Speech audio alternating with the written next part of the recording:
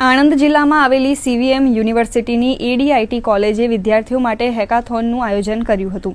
આ વખતે સ્કૂલ લેવલના વિદ્યાર્થીઓને હેકાથોનમાં તક આપવામાં આવી હતી, જેમાં વિદ્યાર્થીઓએ આટલી નાની વયે વિશ્વની સૌથી મોટી સંખ્યામાં પ્લાસ્ટિકનું નિવારણ કાઢવામાં સફળતા મેળવી અને તેનો પ્રયોગ લોકો સામે મૂક્યો હતો।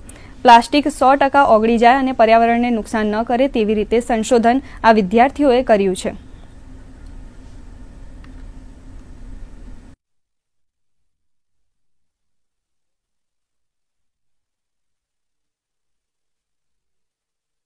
વિદ્યાનગરની ન્યૂ વિદ્યાનગરમાં એડીઆઈટી કોલેજમાં અત્યારે એક પ્રોગ્રામ છે હેકાથોન, જેમાં ડીએન હાઈસ્કૂલના ધોરણ 11ના 2 વિદ્યાર્થીઓએ ભાગ લીધો છે, જેમણે સાયન્સનો એક પ્રોજેક્ટ બનાવ્યો છે બાયોપ્લાસ્ટિક।